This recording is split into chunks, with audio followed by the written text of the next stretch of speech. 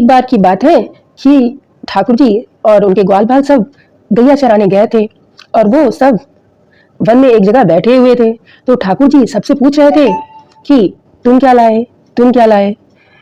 तो किसी ने कहा मैं आलू की सब्जी लाया और मैं अचार लाया।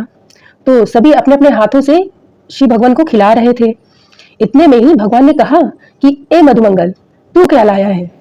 तो मधुमंगल अपने हाथ में जो मटका था उसको छुपाने लगा और बोला कि कुछ नहीं जय जय, मैं तो सूखी रोटी लाया हूँ। तभी श्री दामा ने बोला कि लाला छुपा रहा है मटका, कड़ी है मटके में, तो को न देने पड़े इसीलिए छुपा रहा है। तो लाला बोला ए मधुमंगल, वो को नहीं देगा। तो मधुमंगल बोला कि लाला हमारे घर में इतना धन नहीं है कि रोज रोज नया नया भोजन बन सके। 3 दिन पहले मैया को कोई छाछ दे गया था तो मैया ने ढेर सारी कड़ी बना ली थी। 3 दिन से वही चल रही है, बासी हो गई है, खट्टी है लाला, तू खाएगा तो तेरे गले में लगेगी और तेरी आंख बिछ जाएगी, लेकिन तू मानेगा तो है नहीं, इसीलिए मैं तुझसे छुपा रहा हूं। तू बाकी के घरों का खा ले लेकिन मेरे घर का ना खा, खट्टी है कड़ी और 3 दिन की बासी भी है। तो लाला बोला कि मटका आगे कर। इतने में मधुमंगल भागकर जंगल के अंदर चला गया और वहां खड़े होकर मुंह से मटका लगाकर पूरी कड़ी पीने लगा। बोला लाला मानेगा तो है नहीं, खाएगा जरूर। और इतने में ठाकुर जी पीछे से दौड़ करके आए और मधुमंगल के हाथ पकड़ लिए और बोले तू तो मुंह को नहीं देगा, मुंह को तो मिल जाएगी। और ठाकुर जी ने मधुमंगल का गला पकड़ा और उसका मुंह पकड़ा और जीभ निकालकर उसके मुंह को और गाल पे जितनी कड़ी लगी हुई थी सारी चाट गए। तो इतने में जो ब्रह्मा जी थे आकाश में बैठे हुए, उन्होंने ये सब देखा और बोले राम राम राम, ये तो हमारे भगवान नहीं है, क्योंकि वो मधुमंगल जिसके घर में नहाने की व्यवस्था होगी या नहीं पता नहीं, उसके मुंह पे लगी कड़ी चाट गए। ये भगवान नहीं हो सकते, ये तो कोई बहरूपिया है और हम 33 करोड़ देवी देवताओं को पागल बना रहा है, ये तो भगवान हो ही नहीं सकते। और ये जब हम सब लोग के समझ में आने वाली बात तो है नहीं, बट वो तो ब्रह्मा है, चतुरानन है। जब वो भगवान की लीला को ओछी समझ सकते हैं तो ये हम सभी के समझ में कहाँ आएगी।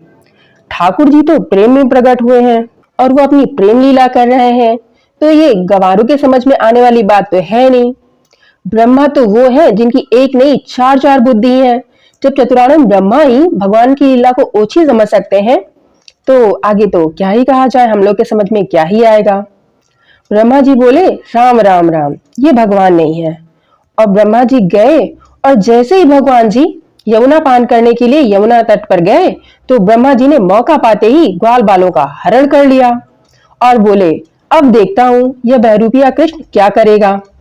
ठाकुर जी जैसे ही लौट कर आए सारे ग्वाल बाल तो हरण हो गए। भगवान बोले मेरे ग्वाल बाल कहाँ चले गए। खूब ढूंढे लेकिन नहीं मिले। ठाकुर जी रोने लगे, अरे मधुमंगल, अरे श्रीदामा, तुम कहाँ चले गए। ठाकुर जी ने तब अपने ऐश्वर्य को प्रकट किया और अपने नेत्रों को बंद किया और ढूंढा कि सारे ग्वाल बाल कहाँ चले गए। तब देखा कि ब्रह्मलोक में ब्रह्मा जी ने हाथ पैर बांध के सारे ग्वाल बालों को बंदी बना रखा है। भगवान जी बोले इस ब्रह्मा की इतनी हिम्मत।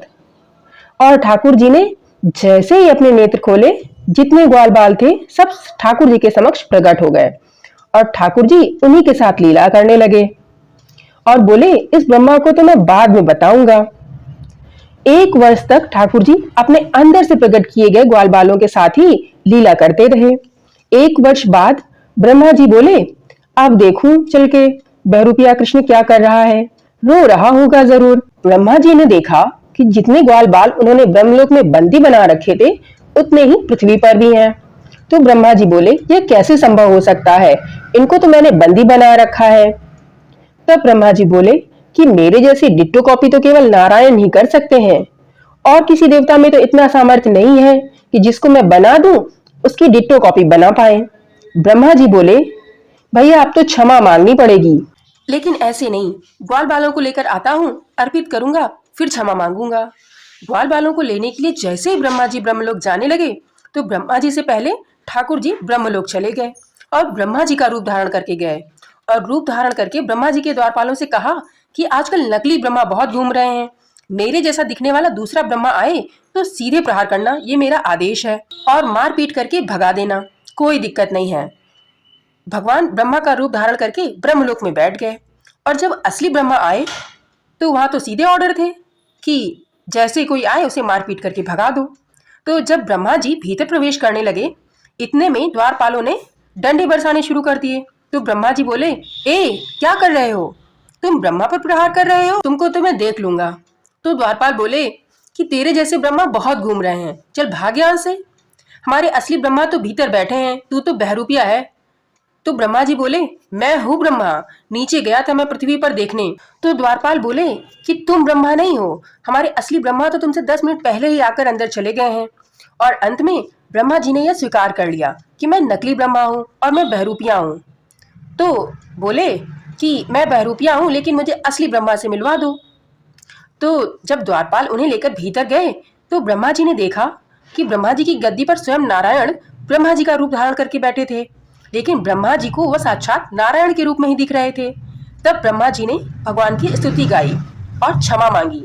तब भगवान बोले, हे ब्रह्मा, आपने तो गलत किया है, अगर आपको संशय हुआ था तो आपको मुझसे पूछना चाहिए था, आपने ग्वाल बालों का हरण क्यों कर लिया। तो ब्रह्मा जी बोले, भूल हो गई भगवान, क्षमा कर दो। तो भगवान बोले, इस भूल को मैं क्षमा नहीं करूंगा, और मेरा दंड यह है कि अब मैं तुमसे बात भी नहीं करूंगा। भगवान जी रूठ गए और चले गए। इससे बड़ा दंड और क्या होगा कि भगवान जी ने ब्रह्मा जी से बात ही नहीं की। इसीलिए मैं आपसे बार बार निवेदन करती हूँ कि ठाकुर जी की सेवा में भले ही कोई अपराध बन जाए तो चल जाएगा, लेकिन ठाकुर जी जिनसे प्रेम करते हैं उनके प्रति कोई भी अपराध नहीं होना चाहिए, क्योंकि ठाकुर जी उसे क्षमा नहीं करते। राधे राधे।